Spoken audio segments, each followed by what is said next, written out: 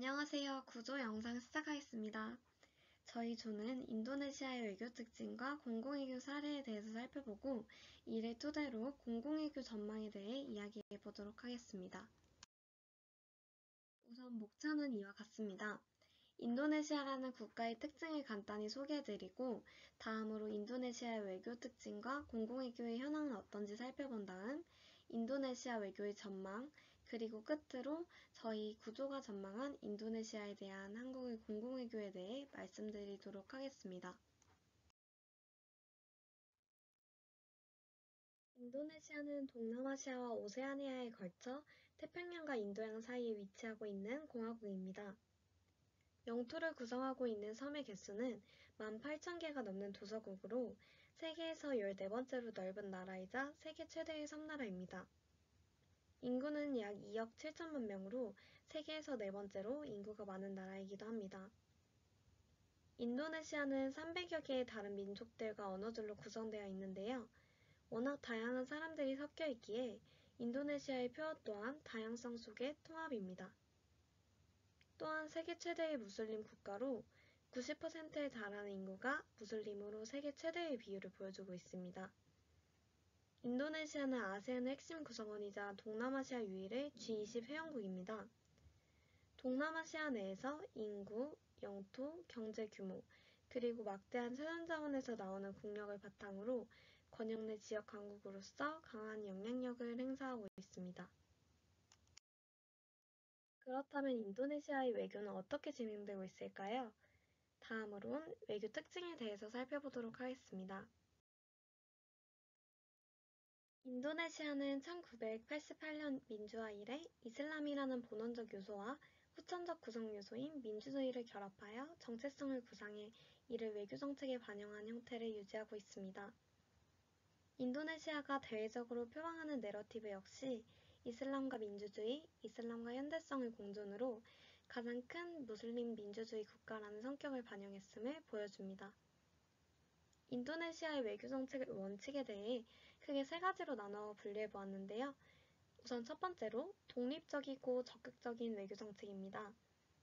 인도네시아는 중도적 입장을 취하며 독립적이고 적극적인 정책을 펼치고 있는데요. 1948년 이래로 독립적, 적극적 두 단어를 외교 원칙으로 삼아 현재까지 계승 중입니다. 실제로 민주주의를 주창하면서도 명백한 친서방 입장은 드러내고 있지 않는 모습을 보인다는 점에서도 근거를 찾아볼 수 있습니다. 이러한 인도네시아의 외교 방식은 이를 반영하는 비동맹 운동의 전통에 기인된 것이기도 합니다. 다음으로 두 번째, 역동적 균형 정책을 보여주고 있습니다. 과거 유도유노 대통령 정부 당시 미국이나 중국 어느 단일 국가의 패권을 거부하며 아세안 중심을 유지하면서 정통적인 힘의 균형 접근으로부터 벗어나고자 했습니다. 이를 통해 민주주의와 이슬람의 양립 가능성을 강조했고 국제사회에서 인도네시아의 역할을 규범 설정자, 함의 구축자, 평화 유지자, 교량 구축자, 개도국의 목소리 이 5가지로 규정하며 전통적인 중견국 국제주의 행태와 역할에도 노력을 기울여 왔습니다. 마지막으로 세 번째 외교 원칙은 가교 외교입니다. 인도네시아는 줄곧 기후변화 문제에 대한 규범을 지지하는 등 규범 창시자 및 가교 역할을 하며 미중 관계를 비롯한 동아시아 문제에 있어서 적극적인 가교 구축자 역할을 자임했습니다. UN 평화유지 미션에서 가장 활동적인 기여국 중 하나로 글로벌 플랫폼의 역할을 맡기도 했으며 2022년 발리에서 열린 G20 정상회담 속 러시아와 우크라이나가 동시에 회의에 참여할 수 있도록 중재자로서 노력하는 모습을 보여줬습니다. 인도네시아의 외교 특징에 이어 다음은 인도네시아의 공공외교에 대해 살펴보겠습니다. 저희 조는 인도네시아의 공공외교 분야에 대해 크게 문화, 지식, 정책 공공외교 사례를 중심으로 조사해봤습니다. 본 내용에 들어가기에 앞서 인도네시아의 공공외교를 살펴보기 위해서는 인도네시아의 정체성에 대해 확실히 하고 인도네시아의 정체성과 공공외교가 이어진 부분을 살펴볼 필요가 있습니다. 인도네시아는 세계 최대의 무슬림 국가이지만 세속국가라는 큰 특징을 가지고 있습니다. 다수의 민족을 포용하는 다양성 속에서의 통합을 강조하고 있으며 넓은 국가 규모 그리고 많은 인구와 더불어 종교적 다양성까지 관용하는 정책을 펼치고 있습니다. 이런 인도네시아의 정체성을 바탕으로 인도네시아는 1998년 민주화 이래 이슬람이라는 본원적 요소와 후천적인 구성 요소인 민주주의를 결합하여 정체성을 구성하고 이를 외교 정책에 반영해 정책을 펼치고 있습니다. 실제로 1998년 민주화 이후 인도네시아 최초의 직선제 대통령으로 당선된 유노유노 대통령은 신생 민주주의 국가이자 세계 최대의 무슬림 인구를 보유한 국가로서 인도네시아의 국가 정체성을 외교적 자산으로 활용하려고 했다며 국가 정체성을 외교적 자산으로 활용하고자 함을 밝힌 바 있습니다. 이런 정체성이 공공외교로 이어진 사례로 이후에 함께 살펴볼 발리 민주주의 포럼과 종교 간 대화가 있습니다. 그렇다면 인도네시아의 공공외교, 처음으로는 문화 공공외교 파트에 대해서 살펴보도록 하겠습니다. 첫 번째 인도네시아의 문화 공공외교 사례는 종교 간 대화입니다.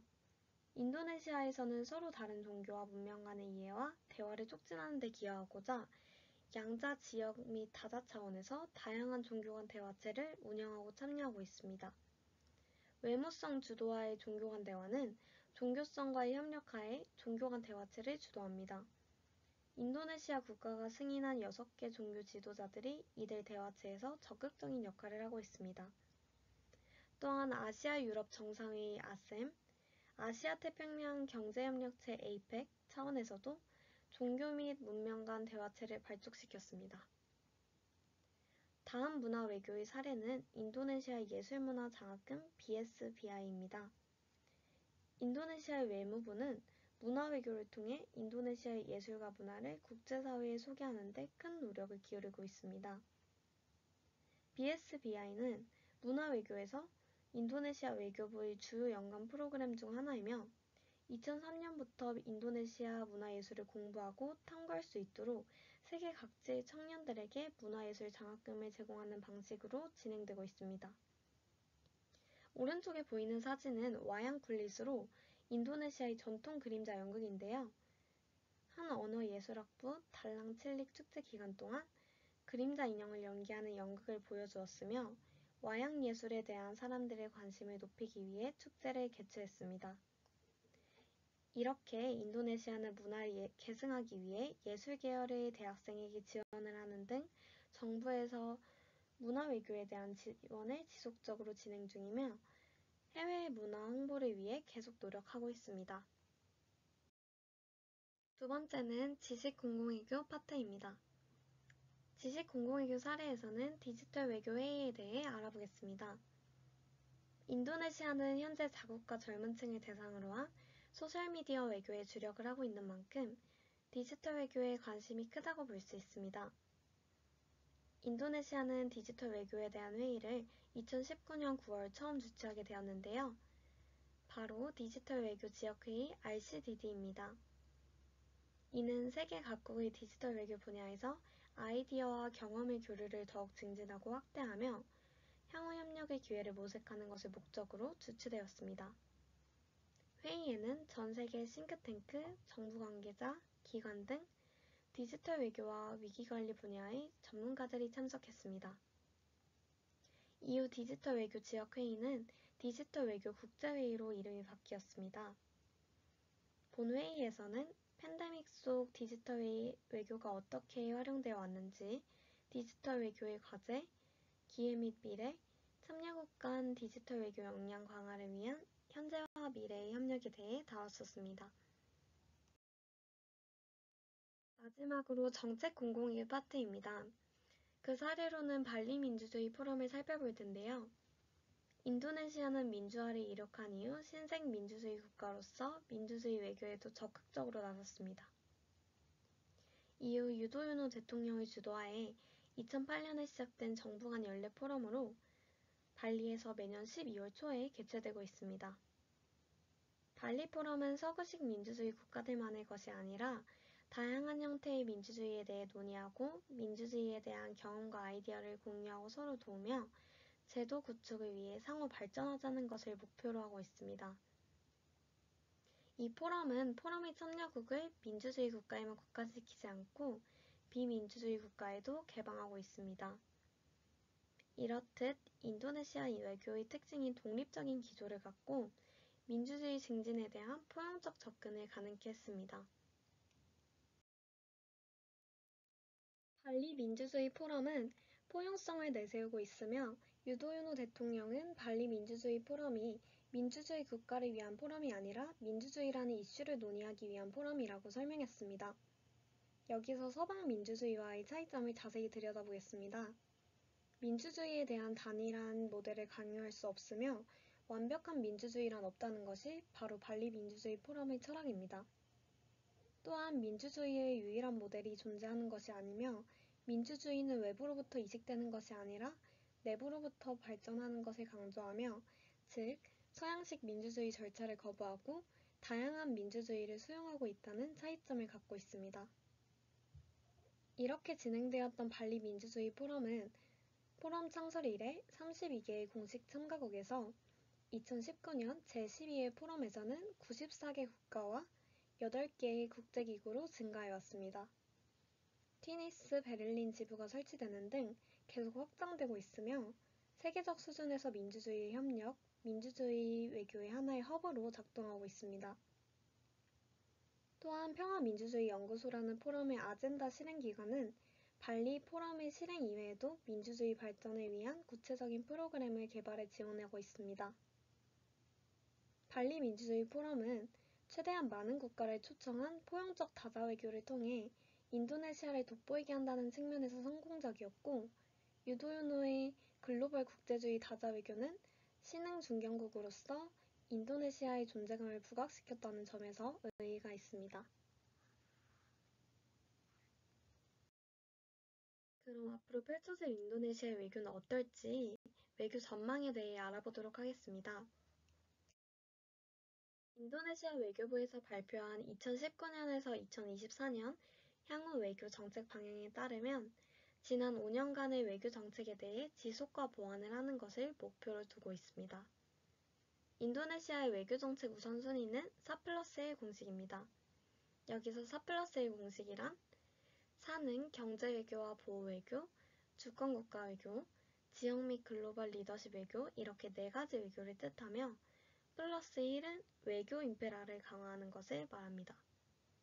먼저 경제 외교로는 국내 시장을 보호하는 데 중점을 두는 것으로 상품 및 서비스, 투자 및 인프라 개발을 위해 전통 시장을 강화합니다.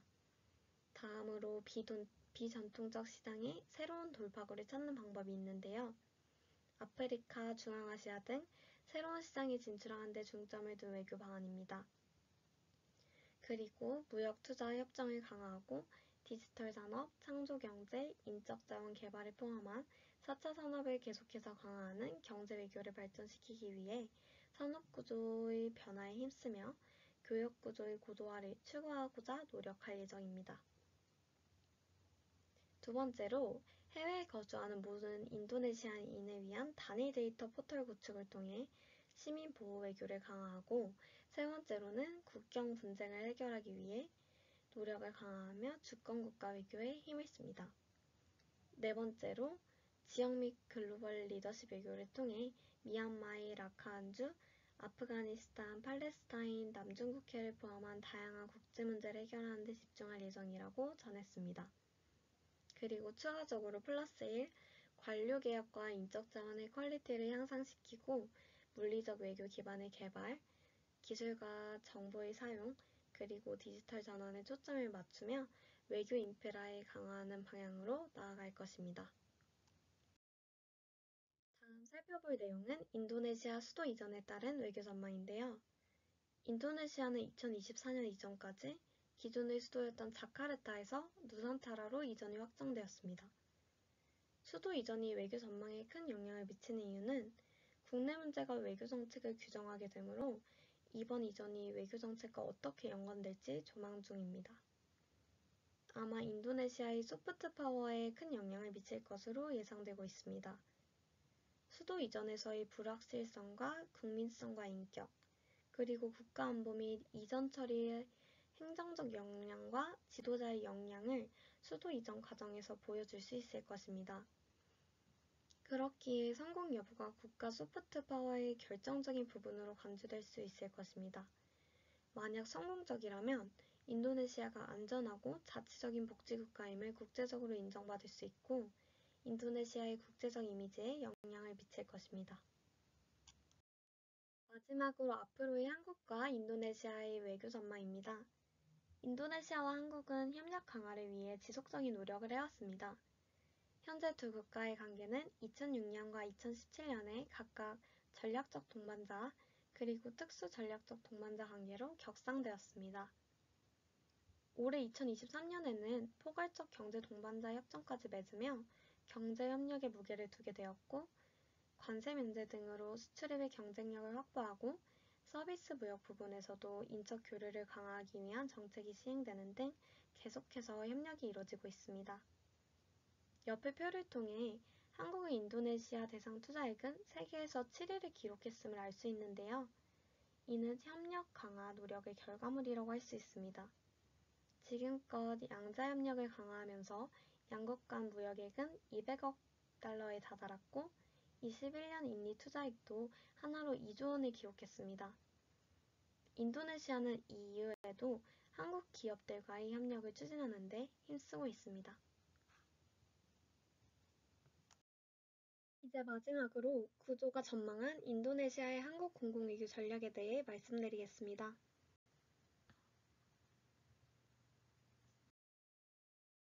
우선 저희 조가 생각해본 유망 전략은 한국의 인터넷 및 IT 사업의 지원입니다. 현재 인터넷 시장에서 인도네시아는 빠른 성장세를 보이고 있습니다. 인도네시아는 성장세에 힘입어 여러 기업들과 인터넷 보급률, 디지털 경제로의 전환에 힘쓰는 중인데요. 그러나 성장에 비해 인터넷 속도가 매우 느립니다. 이 동남아시아 주요 도시 인터넷 속도표에 따르면 인도네시아는 동남아시아 주요 도시 중에서도 아주 느린 인터넷 속도를 갖고 있음을 파악할 수 있습니다. 저희 조는 이런 인터넷 속도의 저하는 향후 인도네시아의 국가 발전에 이롭지 않을 것으로 예상했습니다. 그렇기에 인도네시아와의 인터넷 관련 사업이나 IT 지원 사업을 통해 한국이 보유하고 있는 인터넷 기술에 대한 긍정적인 이미지의 확보와 향후 한국이 IT 강국이라는 이미지 구축에 있어서도 도움이 될 것으로 예상됐습니다. 다음 전략은 한류 열풍에 따른 전자상거래와 웹툰 시장의 진출입니다. 전자상거래 부분에 있어서는 현지 기업 또는 현지에 진출한 외국의 온라인 쇼핑몰 운영업체와 제휴관계를 구축하는 것이 중요합니다. 동남아 최대 온라인 쇼핑업체 라자다 그룹의 사례를 통해 이들이 현지 전문 배송업체와 제휴관계를 구축하고 라자다 익스프레스로 시장을 확대하는 데 성공한 사례가 있습니다. 이를 참고해 우리 정부가 온라인 구매 시 대금 결제가 원활하게 이뤄질 수 있는 시스템과 현지 은행, 편의점, 배송업체 등과 제휴관계를 구축할 수 있도록 지원을 하면 좋을 것입니다. 인도네시아 시장은 무슬림이라는 종교적 색채가 짙고 소비자들의 대부분이 할랄 제품을 선호하는 경향을 고려하여 온라인 쇼핑몰에 수출 상품을 입점시킬 경우 이슬람 문화와 전자상거래를 융합한 형태의 시장 진출을 추진하는 것이 필요합니다.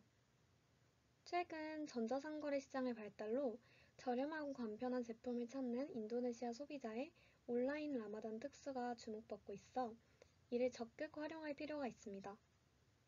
인증이 없으면 인도네시아 시장을 효과적으로 공략할 수 없으므로 할랄 인증을 취득한 우리나라 중소기업 제품을 현지 온라인 플랫폼에 입점시킬 경우 큰 성과를 기대해 볼 수 있을 것 같습니다. 웹툰 시장의 진출은 인도네시아 현지 웹툰 생태계가 스타트업을 중심으로 태동 중인 초기 단계라는 점에서 성장을 기대해 볼 수 있습니다. 현재 인도네시아 정부는 웹툰 콘텐츠 산업을 적극 지원 중이며 인도네시아 내에서 한국 웹툰들이 누구나 흥미를 느끼는 보편적인 장르를 중심으로 관심을 끄는 중입니다.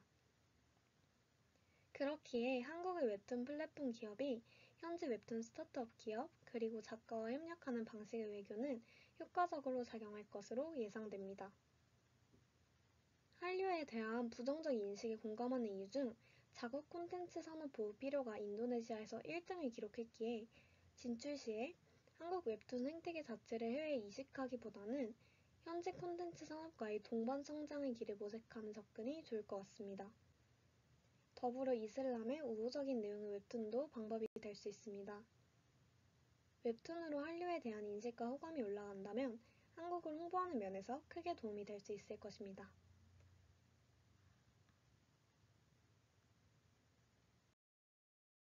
저희가 영상을 준비하며 참고한 자료는 다음과 같습니다. 인도네시아 외교 특징과 공공외교 사례 내용은 여기까지입니다. 이상 마치겠습니다. 시청해주셔서 감사합니다.